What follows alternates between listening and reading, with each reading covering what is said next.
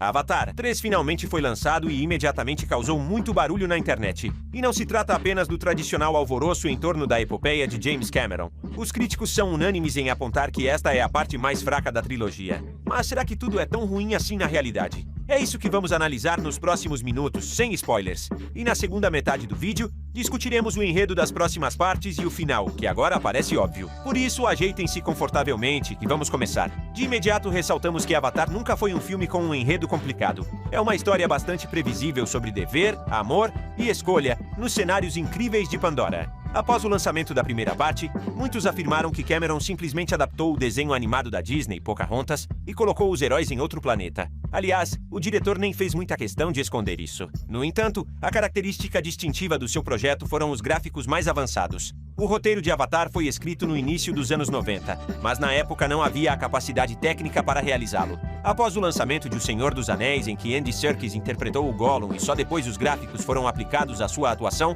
foi tomada a decisão de iniciar as filmagens. Por isso, a história de Avatar era bastante simples, mas graças à imagem e aos efeitos visuais, o filme se tornou bem um fenômeno. E muitas pessoas foram ao cinema várias vezes. Esse efeito uau garantiu uma bilheteria gigantesca e um orçamento praticamente ilimitado para futuras continuações. Foi preciso esperar 13 anos pela segunda parte e ela também ultrapassou os 2 bilhões. Mas já naquela época ficou claro que o enredo parecia estar estagnado e avançava com relutância. Visualmente, Avatar 2 era magnífico. As cenas marinhas e o processo de sua criação eram cativantes, mas só isso já não era o suficiente. Pelo menos os críticos o avaliaram abaixo do filme original. O terceiro filme é, no momento, a parte com a pior avaliação e arrecadou menos que os 2 anteriores no primeiro fim de semana. Com um orçamento de quase 800 milhões, incluindo o marketing, ele precisa arrecadar no mínimo 1 bilhão apenas para cobrir os custos. No entanto, poucos duvidam que ele não conseguirá. Fogo e Cinza ainda é um dos projetos mais bonitos e tecnologicamente avançados da atualidade. Nesse aspecto, talvez não haja questionamentos. No entanto, não houve um salto revolucionário em comparação com a parte anterior. Por isso, muitos críticos se queixam da falta de um efeito uau, e Pandora, por vezes, parece quase cartunesca. Após assistir, só se pode concordar parcialmente com essa afirmação. Avatar 3 é visualmente deslumbrante, por isso é estritamente recomendado assisti-lo na tela grande. Ou, no mínimo, esperar pelo lançamento digital oficial para não estragar essa experiência com o cinema do povo, se é que vocês entendem o que queremos dizer. O ambiente, os novos tipos de criaturas e o clã das cinzas estão ótimos, e as cenas de batalha se tornaram muito mais grandiosas. No que os críticos estão certos é que não há um salto perceptível nos gráficos. Mas, sinceramente, é difícil até mesmo imaginar o que poderia ser feito melhor. Portanto, em termos de percepção, Cameron entregou o que se chama de qualidade comprovada e um dos projetos mais bonitos dos últimos anos. No entanto, o que realmente se sente é a autorrepetição.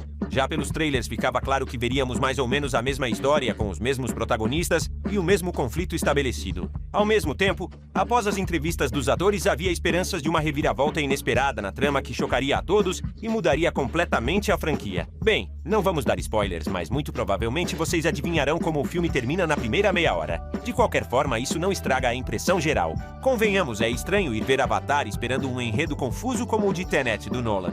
Por isso, a franquia não trai a si mesma. É a mesma história linear que continua o arco narrativo iniciado e o conduz suavemente à sua conclusão. Embora exista uma inovação que muda as regras do jogo neste universo, mas falaremos sobre ela um pouco mais tarde para não estragar a experiência de quem ainda não viu o filme. Quanto aos novos clãs, os antagonistas na figura da tribo Manquan são realmente diferentes dos outros Na'vi. Sua líder, Varang, interpretada por Una Chaplin, pode ser chamada, talvez, da vilã mais bem construída da franquia, com uma motivação compreensível. Ela não é apenas uma vilã por ser vilã, mas uma personagem interessante de se observar, embora no final sua linha narrativa tenha enfraquecido consideravelmente. Os Comerciantes do Vento, por sua vez, aparecem por um tempo incomparavelmente curto, fazendo com que sejam rapidamente esquecidos. Mas onde Fogo e Cinza realmente se destacou foi nas cenas de ação. A escala, a quantidade de personagens, criaturas e veículos participantes, as batalhas no céu, na terra e no ar, a quantidade de explosões e fogo. Cameron realmente extraiu o máximo dos recursos investidos.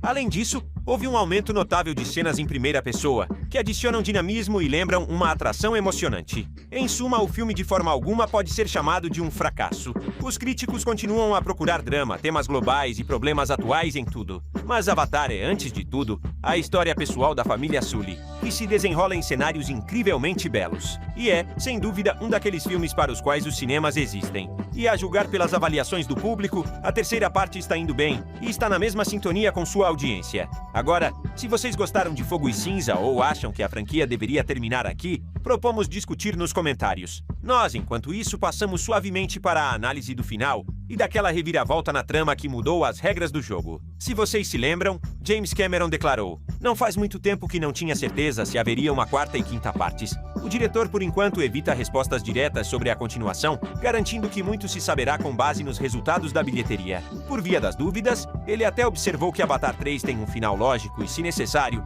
a franquia terminará ali." Bem, nesse aspecto, o final do filme realmente parece adequado. Ele não apenas conclui a maioria das linhas narrativas, mas também traça paralelos com a primeira parte.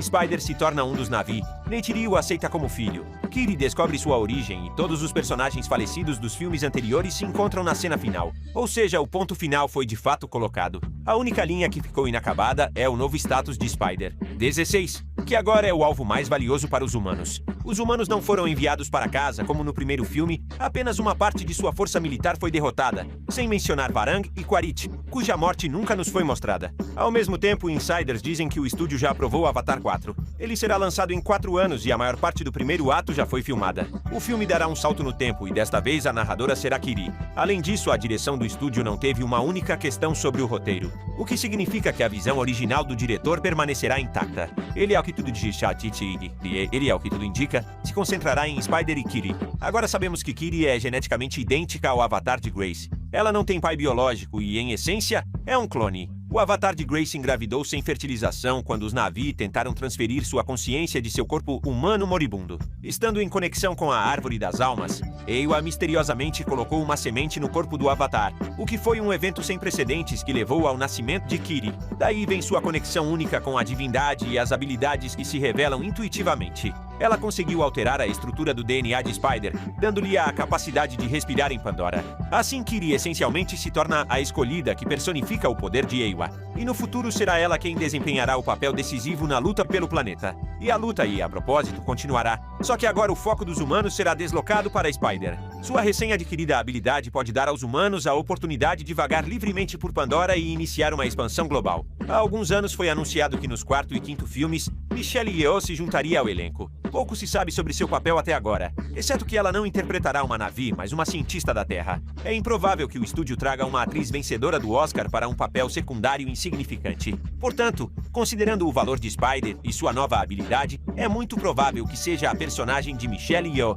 quem conseguirá desvendá-la e adaptá-la para os humanos. Isso formará a base do 4º filme, quando os humanos retornarem ao planeta em 8 anos com novas forças. No final do filme, os humanos conseguirão respirar livremente, o que levará ao conflito central do 5º filme. Anteriormente, vazou na internet a informação de que os eventos da parte final se passariam na luta pela Terra. Mas e se o contexto disso fosse outro? Graças à capacidade de respirar em Pandora, os humanos poderão enviar colônias inteiras para lá. E o conflito será construído em torno de humanos e Na'vi em Pandora. A favor disso está o fato de que os Na'vi não têm naves espaciais para viajar para outro planeta. Além disso, Bito, o diretor investiu muito no desenvolvimento e detalhamento das características de Pandora para simplesmente abandoná-la e se mudar para uma terra moribunda. E, como sabemos, o confronto entre nativos e invasores e a habilidade de encontrar um meio termo para a coexistência são literalmente um fio condutor na história da formação da América. E isso, bem, já se encaixa muito bem na história de Avatar. Além de tudo, até mesmo Jake é originalmente humano, sem falar em Spider, que conseguiu se transformar e se tornar um Na'vi. E também Kiri, que tem raízes humanas e se tornou quase uma divindade. Portanto, concluir o arco narrativo principal da franquia com os humanos coexistindo com os Na'vi, com a flora e a fauna de Pandora, é bastante lógico. E a partir daí, Cameron lava as mãos, e as anunciadas 6ª e 7ª partes serão criadas sem sua participação direta. Claro, para isso é preciso que a 3ª e as subsequentes provem que ainda fazem sucesso com o público e podem arrecadar uma bilheteria enorme. Por isso, esperamos com a respiração suspensa e acompanhamos os números. Pela frente temos Natal, Ano Novo e feriados em vários países, então o filme tem chances. Não se esqueçam de compartilhar nos comentários sua opinião sobre o filme se já assistiram. Por enquanto é tudo da nossa parte. Até a próxima, amigos.